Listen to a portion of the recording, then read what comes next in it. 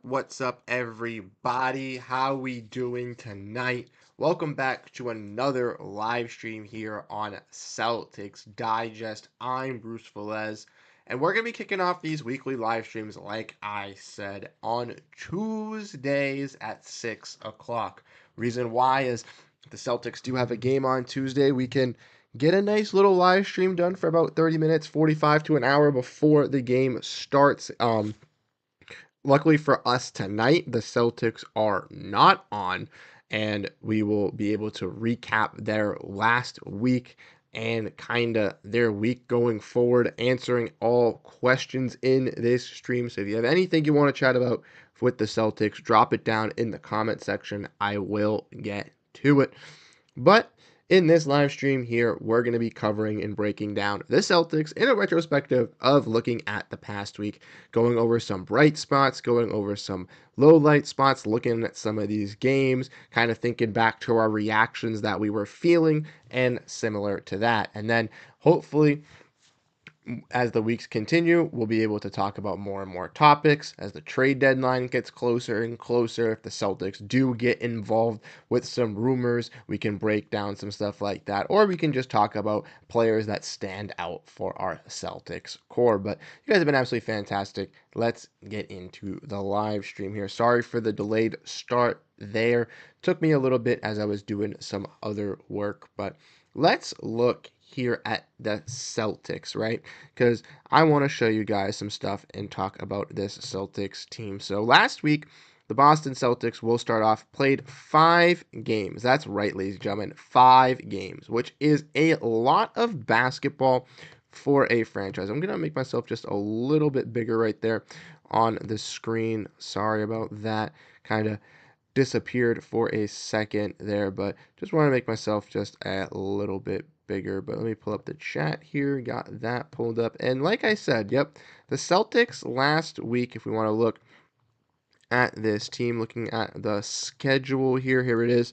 Celtics played 5 games last week. And if we want to look at these 5, they're obviously versus the Cleveland Cavaliers. Then they had a doubleheader versus the Miami Heat. Then they got a night off, which was luckily enough to play the Pistons, got another night off, and then had another back-to-back versus the Bucks and Grizzlies, 2 top-tier teams as well. And for the Celtics, if they were to look at this stretch kind of before the season, I would suspect that every game besides the Detroit one would be a competitive one, and even the Detroit one was a nail biter as well. So we're going to be looking at these games, kind of analyzing some stuff. Obviously, the first game that the Celtics did play this week was versus the Cleveland Cavaliers. So let's go check out that game, like I said earlier in the stream. So let's get into that here. If I can pull it up.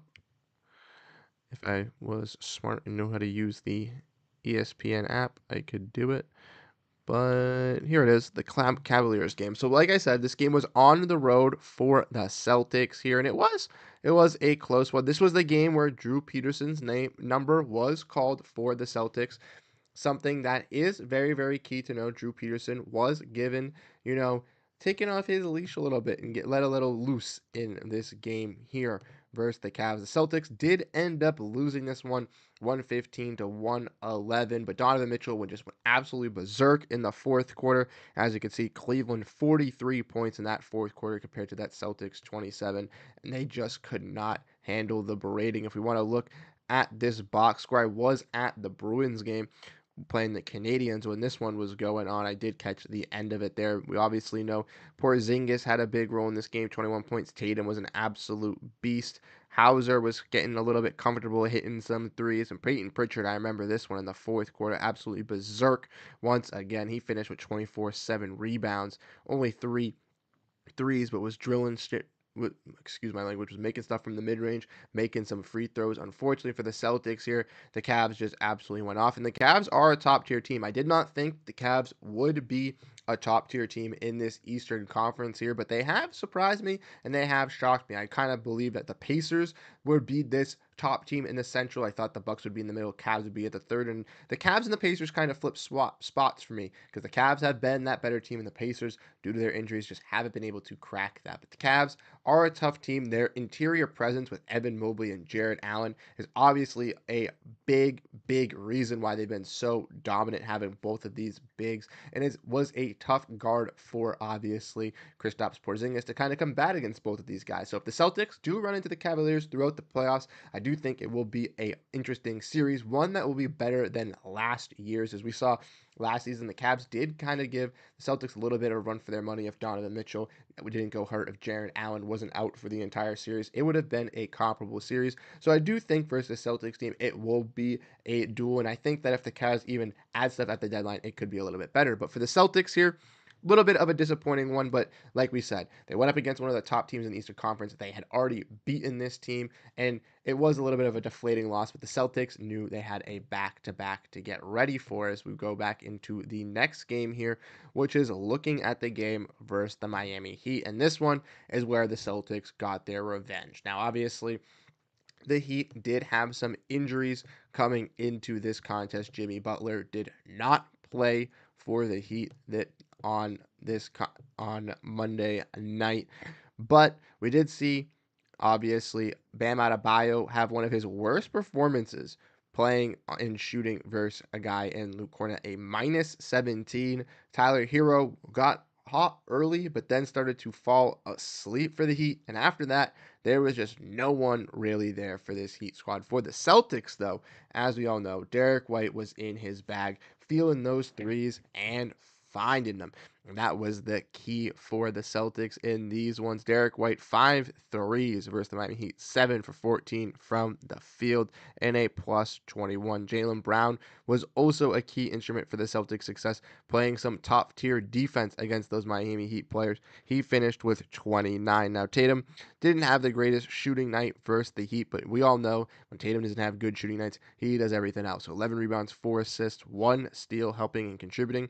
And once again, Peyton Pritchard was the man off the bench here, back-to-back nights for Fast PP, as he got 5 threes in this contest, 25 points, and a plus 15. Really cementing himself into this Celtics lineup. And that's a conversation that maybe we could open up on this podcast as well, kind of open up on this channel if you guys would like to have it. But been seeing some stuff circulating around Peyton Pritchard, possibly fans wanting Peyton Pritchard to get the start over player in Drew Holiday. Don't necessarily know how I feel about that at this moment, but Peyton Pritchard does show to increase his value and show that he could be better than a six-man for this team in this six-man role. He could eventually take that spot later on into the season. But like I said, Celtics get a much needed bounce back win versus the Miami Heat in this contest, 108-89. Always great to take down the Miami Heat as well. As we all know, they are a little bit of a rival of the Celtics, went toe to toe in the last couple playoffs here and there. Last season, I think the Celtics kind of rode away that rivalry. Obviously, the Heat losing a lot of their key role players and like Gabe Vincent, Caleb Martin, that really were those X factors to take this Heat team over the Boston Celtics. And I believe that the Celtics also just have gotten uniquely stronger, kind of figured out these Heat weaknesses. They know how to abuse the Miami Heat. And if the Heat have a struggling night where they're shooting and they don't have their best defender and one of their best defender or top tier defender in Jimmy Butler, it's going to be tough for them to combat with this Celtics team.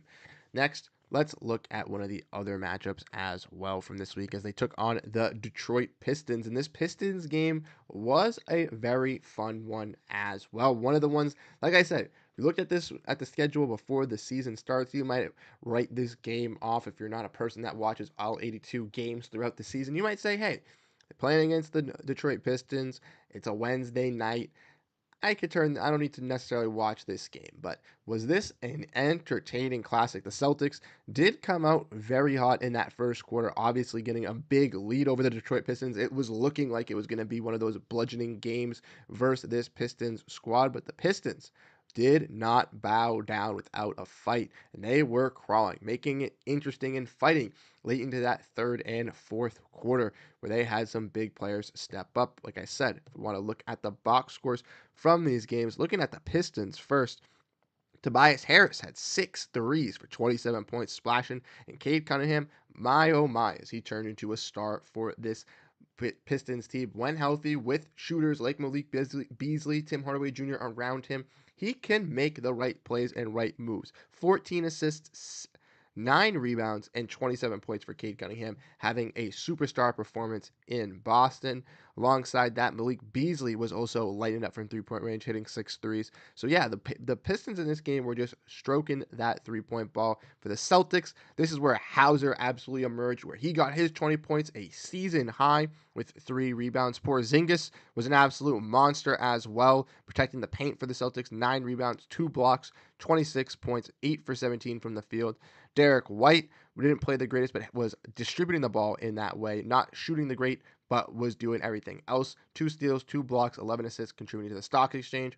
And Jaylen Brown came through and delivered. This was the game that Jason Tatum and Drew Holiday did sit out. And luckily for the Celtics, they did sit out this game to get some rest for their second back-to-back on Thursday and Friday, or Friday and Saturday, which we'll break down in a little bit. But Jaylen Brown did not hit the greatest from three-point range, but was solid from free throws. Sam Hauser was a key X factor for this game, and Pritchard once again, man, 19 points.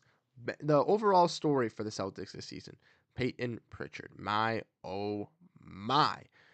Next, if we want to look at some more games that the Celtics played this week, we're getting into that second doubleheader, ladies and gentlemen, where they took on the Bucks and Grizzlies. The Bucks obviously was the first game, 111 to 105, in which the Celtics won, which was a fantastic matchup as well. If we want to look at the box scores, go over this. Like I mentioned, Giannis and Damian Lillard have really clicked for this Bucks squad, and the Bucks in their 3 matchups versus the Celtics have presented some very tough matchups going down to the wire. The Celtics obviously getting the best of the Bucks in these matchups, but like I said, Torian Prince had a big game versus the Bucks versus Celtics. I believe the first time. Now Giannis Antetokounmpo and Damian Lillard are starting to get things under wraps, and it's been a little bit scary for the Celtics here. Middleton's comeback game as well, struggled a little bit from the line, 2 for 10, but did make some key impact plays with 5 assists and 3 rebounds with 2 steals. Gary Trent Jr. was also hitting some contested threes that left me and my friends in the fourth quarter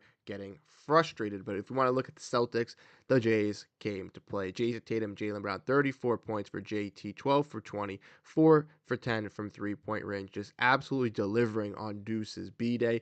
10 points, 5 steals, absolute masterclass game for Tatum.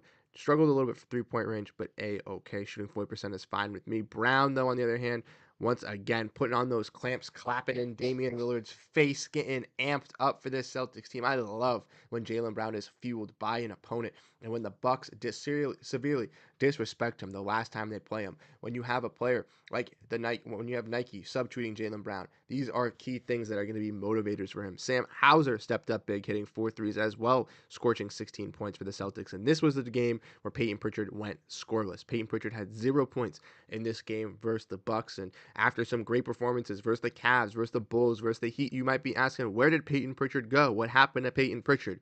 Well, don't worry, ladies and gentlemen. He came alive once again on Saturday night's performance. Now, unfortunately, the Celtics did lose this contest versus the Memphis Grizzlies. It was a tough battle.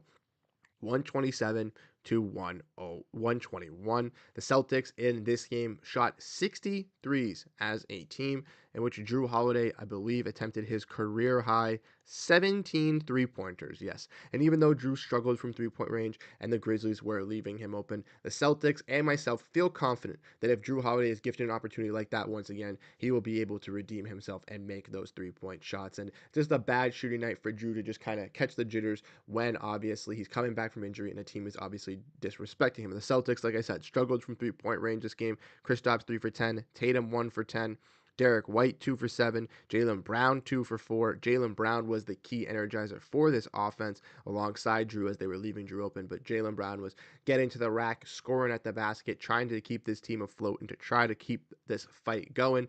And like I said, Peyton Pritchard delivered, hitting some big-time shots for the Celtics, 22 points off the bench again, getting his redeeming game, 6 threes, one of those threes taking the lead for the Celtics in the fourth. But unfortunately, Jaren Jackson Jr., Desmond Bane was just too much for the Celtics here, as the Grizzlies had both of those players absolutely demolish us. 27 points from Jaren Jackson, 32 from Ja, and I remember Bane hitting some big-time threes late in the fourth, talking some smack. he obviously beat them. And this was the first game that Jason Tatum had ever lost in his career to the Memphis Grizzlies. And I remember before the game, me and my friends were talking. Desmond Bain was saying that he was going to be able to beat, that they were going to beat this, they were going to break that record. And credits to the Grizzlies, they did. But the Celtics, like I said, this week had a really tough schedule. 5 games, something you usually don't see with an NBA team. 2 back-to-backs in the same week is definitely going to take a toll on your body. So even though the Celtics did miss the NBA Cup, even though they did not make it, it may have been a blessing in disguise with how tight or how strong the Celtics schedule was the last couple games. If the Celtics were obviously gearing up, getting ready to take on a team tonight or tomorrow, it would be possible. It would be a-okay. That would just be an extra 1 or 2 days of rest. But having that extra day or two of rest could be the key for the Celtics kind of getting back on their side of things and kind of getting through some of these maybe smaller injuries through the back end with some of these players, and to truly get players like Kristaps Porzingis into more rhythm, get a player like Al Horford some fresh legs, and really give some rest for JB and JT to fully set their mind on what they want to accomplish with this team and the next week. Because this week, we all unfortunately for the Celtics only have 2 games. We have a game on Thursday and a game on Sunday, and that is due to the NBA Cup.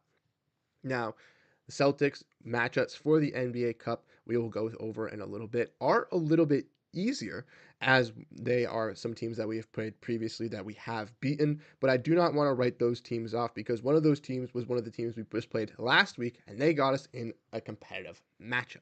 Now, I'm going to look at some of the comments here. I know my boy Josh is here, so I want to say shout out to Cramp for hanging out in the stream and dropping some comments. So I do want to look at what he had to say.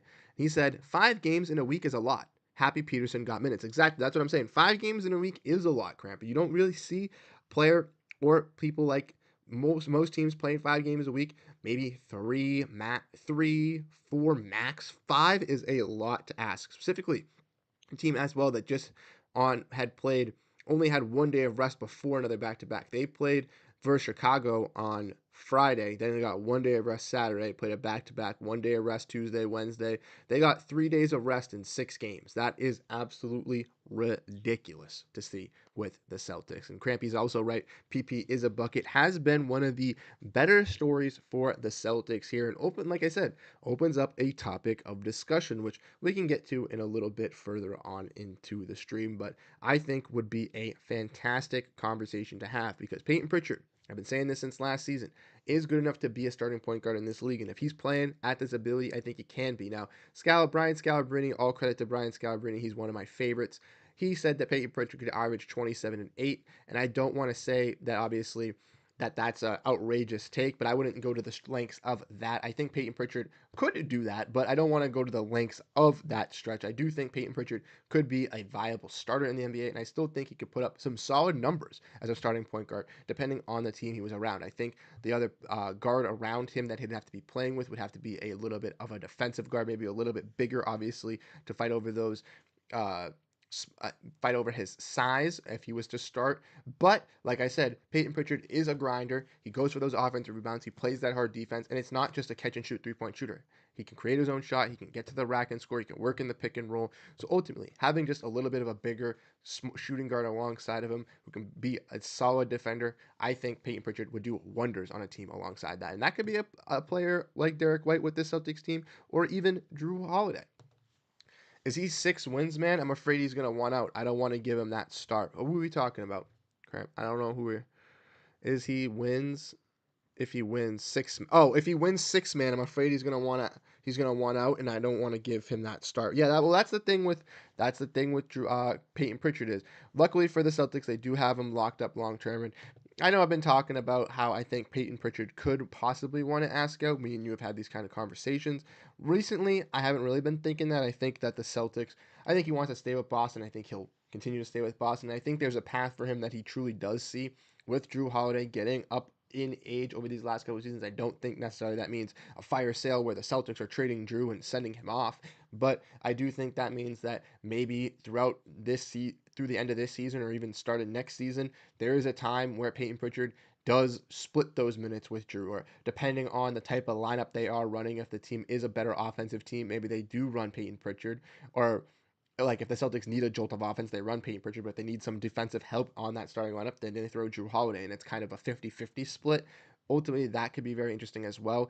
I think that Brad Stevens' main goal after the Celtics obviously extended all these other players, it is very tough to kind of find some more wiggle room. But I do believe that Brad Stevens and this front office will want to keep Peyton Pritchard locked up long term. And if that means that in a year or two they have to shed some money or lose some money to be able to give him a long term extension, I think that's something that we could see in the future as well. But let's kind of get into a review for these next week's games. If you guys have any comments, any questions about the Celtics, drop them down in the comment section. If you guys are new to the stream, this is your first time tuning into Celtics Digest, make sure to hit that like button on the stream so more people can get 1,000 subscribers before the start of the new year. We wanted that goal before the start of the season. We did not get there, unfortunately. We wanted this goal before the start of the new year. We are at 5,900 subscribers. We are just 100 subscribers away from that goal. So if you guys could help out, you guys mean the world to me. If you guys hit that like, hit that subscribe button,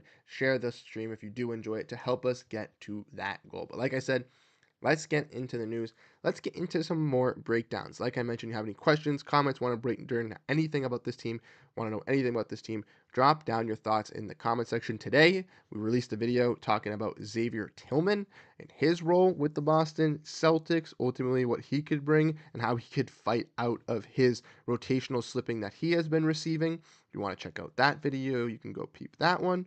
We also broke down some more stuff talking about Drew Peterson in depth. We talked about Jordan Walsh going back down to the G League. We talked about J.D. Davidson being a potential piece that has been really rising through this team. So ultimately, if you want all the details, you want all the news on this Celtics team, this is the home for you. I try my best to get you all the news, all the updates as best as I can. Without your guys' help, we cannot do that. So thank you once again to everybody that has showed their support. I know some people want the watch along streams and stuff like that, but we got these streams now and we got the other videos. If you want the stream, come in here, ask, talk questions.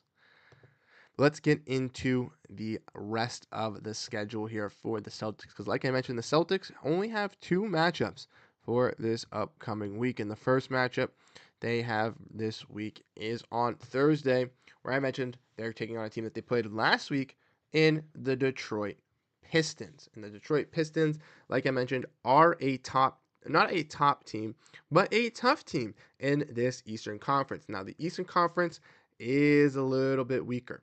It is a little bit, they have dealt with some more injuries.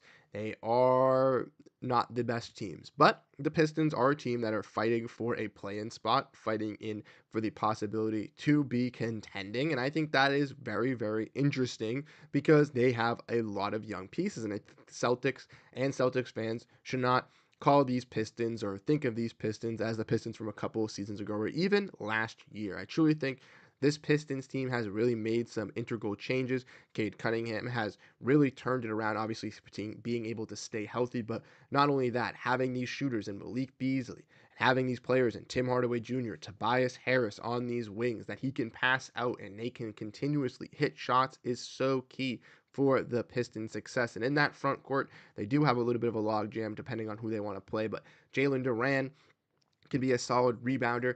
Isaiah Stewart has provided to be one of their better interior scorers and one of their better interior players. And for the Celtics, with Kristaps Porzingis, with Al Horford, one of those main issues, one of the main problems the Celtics do have is guarding the paint. And yes, they've been able to successfully do it over time, but through this season, that has been a main issue, is protecting that paint, even with those players in there. We've seen with some of these guys the success, but a player like Isaiah Stewart and Jalen Duran could be a detriment for the Celtics down low as they just keep going to them and continue to score. If Cade Cunningham can work that pick and roll and drag some of those big men out, if he can bring a player like Cade out or bring a player like Cornette out, then it is a little bit tougher for the Celtics. Now, the Celtics, obviously, like I mentioned, have beaten the Pistons recently, and they do have a little bit of a understanding of how it is able to beat this team, and they did beat them without Drew Holiday and without Jason Tatum. So I do think that they will be able to handle these games with an edge, and I do think that Joe Mazzulla will try in these games. I know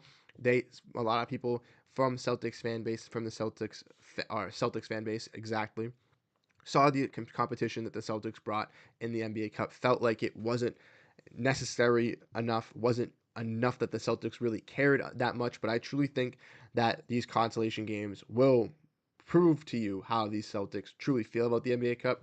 And I think that Joe's going to make that known. He's going to make that a statement. He's going to enforce that they do give their best effort in these games and to not kind of just slack off. And I truly think Holiday and Tatum will be in this matchup. Obviously, they were out just for injury awareness and to protect themselves for the next two couple games as they needed some extra rest. But I'm excited to see how players like the Celtics combat this Pistons team once again. And then the next game that the Celtics have on their schedule is versus the Washington Wizards, ladies and gentlemen. Another team that they have played multiple times this season, and a team, once again, who's towards that latter half of the Eastern Conference. So the Celtics getting lucky with both of these games, I definitely would say.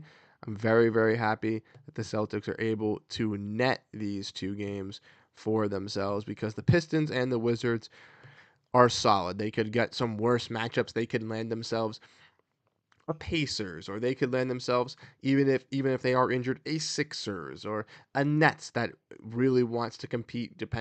Which really scares me because obviously Jordy Fernandez was saying that if his players don't want to compete, he doesn't want them playing, and they want to be tanking. But anyways, that's another topic for another time. The Wizards, a young team. Jordan Poole has been known to kill the Celtics on the Wizards and on the Warriors. They do have Kyle Kuzma. Alex Sarr has kind of found himself. Koulibaly in the matchups the Celtics have played against him. Yes, the Celtics have attacked him and have been able to go out and score at him, but he has shown through flashes to be able to guard Jason Tatum and Jaylen Brown. So this Wizards team does have a lot of interesting pieces, a lot of young pieces, and a lot of pieces that can combat against the Celtics team. Malcolm Brogdon, also I forgot to mention, had a little bit of a revenge game. The Celtics played the Wizards, so definitely, even though the Wizards are 3-19, they were on a 9-game losing streak. Definitely do not count them out of this game. Now I do expect the Celtics to be able to handle this, but if the Celtics do lose a game because the Wizards do have a miraculous shooting night, don't shoot the messenger here, okay, ladies and gentlemen? Now, obviously, like I said, Kristaps' revenge game versus the Wizards. You obviously got Sam Hauser, who almost broke his record versus the Wizards. I expect the Celtics to go out here, win this game, take care of it, have players like Drew Peterson, Sam Hauser, or have players like Sam Hauser go off, have players like Drew Peterson and J.D. Davidson and Jaden Springer and Tillman playing in those last minutes with Jordan Walsh. That's what I'm wanting to see. But don't be shocked if the Wizards do have a game where they're able to bounce back, kind of compete with this Celtics team, maybe have a quarter or two where they look really good. But I expect the Celtics to take care of business, handle this Wizards team, and like I said, hopefully be able to beat that Pistons team as well to secure these 2 wins this week because like I mentioned, if there's only 2 games this week for the Celtics to play, you need to make sure that you take care of the business. And with the Celtics, obviously having these extra days to rest, obviously not playing Sunday, Monday, Tuesday, Wednesday, those 4 days off, it is going to be able to give them some fresh legs for Horford, tend some things for Kristaps Porzingis, evaluate anything they need to do with Sam Hauser's lower back. Maybe look at some of those end of the rotation guys, see if they got anything building up, and kind of get into some fixes. But like I said, let me know what you guys think. Celtics obviously have looked very solid this season. Very, very excited on how they've been playing this year. Um, like I mentioned, some of these top stories, Peyton Pritchard really stepping up, standing out as a sixth man of the year. He's one of those guys that, like I mentioned, I'm very, very proud of because I've been predicting this for a while, but has been able to showcase all of his abilities on both the offensive and defensive side and push himself for that narrative as the lead in my eyes. Sam Hauser has been dealing with some lower back issues, but has been able to find some stints where he can get his rhythm back in shooting. And I truly think that if he goes through a stretch of a couple games where he is hitting 40-50% from 3-point range in a consistent amount, he will be able to do that in consistent strides for the Celtics. Kada and Cornette have had their shares in that big man group. I'd like to see Tillman get a little bit of more expanded action. And if you want to find out more about Xavier Tillman, you guys can check out the recent video that we just dropped talking about how personally I was very, very high on Xavier Tillman coming into Boston. I was part of that Tillman fan club. I wanted to see him blossom with this team. He looked good at the second half of the year as a switchable big. Was looking like a mini Al Horford. Hit a big 3 in the playoffs. Looked good in the preseason. But then after that, unfortunately just hasn't been able to find a consistent role with this team. Even with Kristaps Porzingis being out, guys like Kada and Cornette got the starting jobs over them. They were able to surpass him in that rotation. And I'm not saying in any means that the Celtics need to pursue a trade or look for a trade for Xavier Tillman, because I think as Al Horford gets older and older, we have not yet seen the decline. But if the decline does happen starting into next season, having a guy like Xavier Tillman who's already secured into next year still under roster is key, so he can still learn stuff from Al Horford and still benefit through this entire year and off season, being behind these guys and learning the best from some of these offensive big men. Because Porzingis, if Horford can get this shot underneath him, if he can get a little bit faster on the defensive side, he could be one of the perfect switchable bigs on such a cheap deal that fans will be questioning how the Celtics are able to retain and keep players like this under contract. Crampy also has another one talking about the Celtics sending Brogdon a message. He shouldn't have wanted out. Exactly. Yeah, they got to send Brogdon a message. And unfortunately for Brogdon, he just wanted out because the Celtics already threw his name in a trade rumor. They were gonna trade him to the Clippers for Porzingis, so he was already gonna be moved. So I don't blame him, but I'd like to see Brogdon get another chance somewhere else. I know I've talked about this maybe not necessarily on here, but in other places, how I believe the Celtics or how Malcolm Brogdon could still be a quality bench backup piece at the guard position for some contending teams. I believe there's a lot of teams he could help out, but he hasn't been moved. He was in Portland last year, was dealing with injuries. Now he's in Washington. We'll have to wait and see at the trade deadline. But for a player who has been known for being notoriously injured for his entire career and on a pretty decent contract for that, it might be a little bit difficult for a Wizards team to move off of him, specifically if they have all these other contracts as well. Maybe they want to use it. Maybe they want to have Brogdon be one of their veteran guys to kind of teach Bub and Jordan Poole some stuff. Necessarily don't know, but if anybody has any questions, we'll get to any questions here talking about the stream. If not, we're going to wrap up the stream shortly just because I basically went over everything I needed to. I wanted to go over the Celtics last week. Like I mentioned earlier, if you missed it, Celtics went 3-2 last week, losing to the Cavs and the Grizzlies, but had two sets of back-to-backs with a game in between versus the Pistons. Now, like I mentioned, we went over those games and stuff like that. Then the Celtics preview going into next week, looking at the Pistons and the Wizards.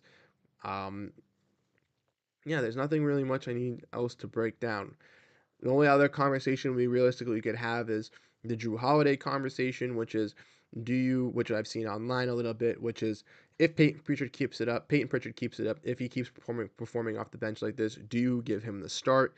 Do you think that it's necessary for a player like Peyton Pritchard to take over a player like Drew Holiday? I don't think it is at this moment. I think a player like Drew Holiday still provides that effective defense that the Celtics do need. Him and Derek White are working together as a stock exchange is what makes that defense so great for the guard play. So even if he's shooting worse from 3-point range and Peyton is very efficient off the bench and all that stuff, I think the reason for that is Peyton is able to go up against not even some lesser guys. It's not just full bench unit versus full bench unit, but Pritchard is able to get that motivation from playing from through those bench guys. He also has that comfortability of playing with guys like Sam Hauser and like Luke Cornett. So, I mean, if you're placing him in the starting lineup, he's going to have better players to obviously play through, but he has that communication. He has that connection with some of those guys already, that he's been able to find himself and work himself through it. Like I mentioned, I don't think a player like Drew Holiday is going to come off the bench, and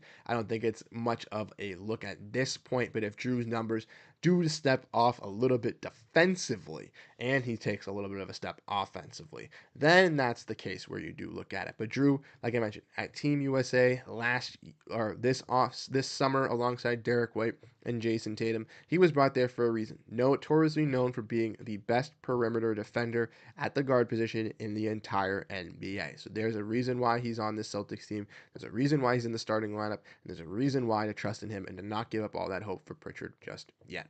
But like I said, you guys have been absolutely fantastic. There are no questions in the chat. So like I said, If you enjoyed the stream, if you enjoyed the hangout here tonight, I do appreciate you coming through, regardless if you are a long time watcher or if this is your first time coming into Celtics Digest. I really do appreciate the support that you are showing in coming to view this stream. I'm Bruce Velez. If you want to check my socials out, you can follow me on Twitter/X at Bruce Velez.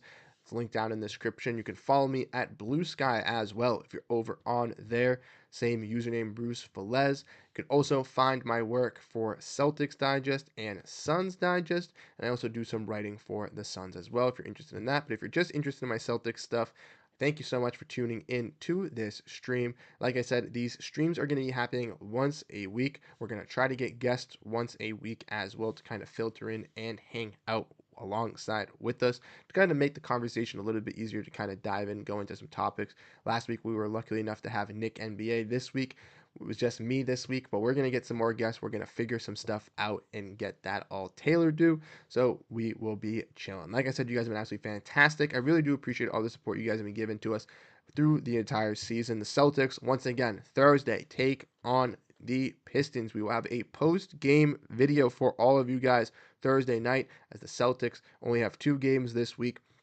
We'll have videos coming out over the next couple days as well, detailing some players, detailing some contracts, detailing some stuff revolving around the Celtics. If any more new news comes out, we'll get some intel on that.